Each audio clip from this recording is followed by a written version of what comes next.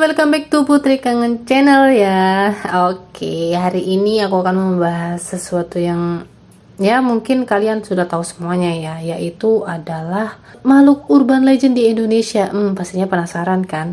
Sebelum lanjut videonya, silahkan subscribe, like, share, dan juga nyalakan loncengnya biar kamu tahu video terbaru dari channel ini ya. Nah, Indonesia memang dari dulu nih terkenal dengan hal-hal mistis seperti santet atau bahkan urban legend yang kini masih banyak dibahas. Bahkan banyak orang nih yang masih percaya dengan makhluk-makhluk tersebut di zaman sekarang.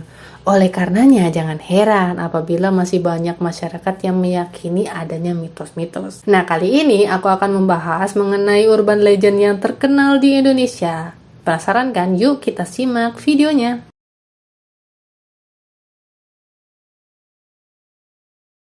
Nah, urban legend yang pertama ini sering disebut-sebut oleh masyarakat, yaitu nenek gayung. Yap, makhluk yang satu ini sebenarnya merupakan hasil perbincangan dari warga, di mana sebagian masyarakat mengatakan bahwa nenek gayung ini tiba-tiba muncul di pinggiran jalan. Penampilannya sederhana layaknya nenek-nenek biasa, tapi bedanya ia membawa gayung dari batok kelapa dan sebuah tikar guna untuk memandikan jenazah. Untuk postur tubuhnya, ia tidak terlalu tinggi.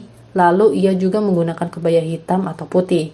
Rambutnya pun berwarna hitam dan sebagian berwarna putih dengan kulit pucat dan matanya yang sipit. Kalian pasti sudah tak asing dengan yang namanya hantu tanpa kepala.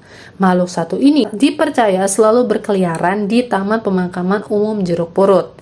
Konon, ia berada di sana untuk mencari keberadaan kuburannya sendiri. Menurut kepercayaan, ia adalah seorang pastor yang terbunuh secara tragis pada zaman penjajahan Belanda.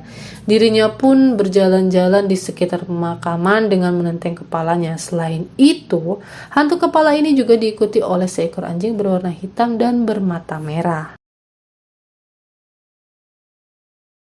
Ada lagi nih yang tak kalah hitsnya, yakni Mr. Gepeng. Makhluk satu ini diyakini selalu muncul di toilet gedung-gedung pencakar langit atau di sekolah. Sosok ini mempunyai wajah bule dengan kondisi mukanya yang sangat hancur dan gepeng.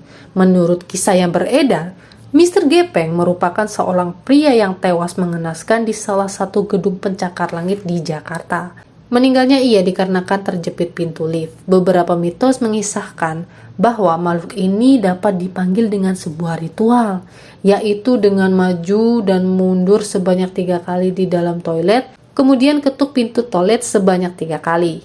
Ada juga yang mempercayai bahwa sosok ini bisa dihubungi melalui jalur telepon ke nomor 77777 dan 7.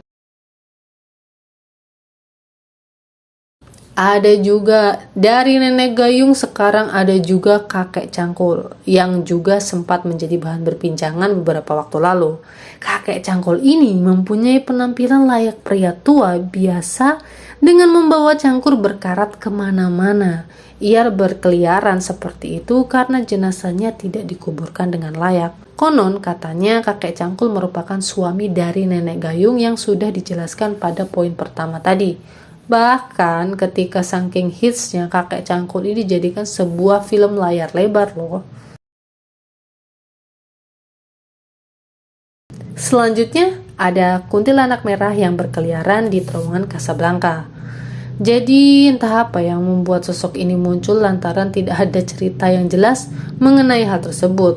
Namun ada sebuah aturan yang wajib dijalankan oleh orang-orang yang lewat di terowongan tersebut, adalah yang harus membunyikan klakson sebanyak 3 kali sebagai pertanda kalau ada yang ingin lewat. Apabila tidak dilakukan, masyarakat percaya akan ada peristiwa menyeramkan terjadi, seperti kecelakaan parah yang kerap terjadi di sana.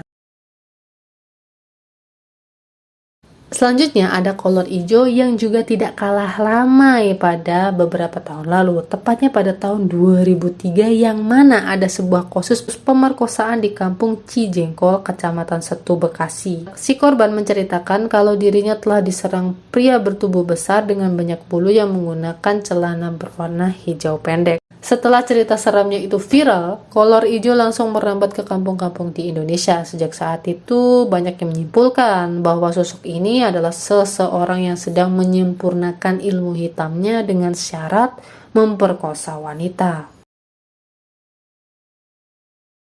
Kemudian ada Nyai Roro Kidul yang masih dibicarakan sampai saat ini. Nyai Roro Kidul sebenarnya merupakan tokoh mitologis penguasa pantai selatan. Maka dari itu, orang-orang yang berkunjung ke pantai selatan tidak boleh menggunakan baju berwarna hijau. Alasannya, karena hijau adalah warna kesukaan Nyi Roro Kidul. Apabila melanggar aturan tersebut, maka orang itu akan ditarik ke tengah laut dan tidak akan ditemukan lagi.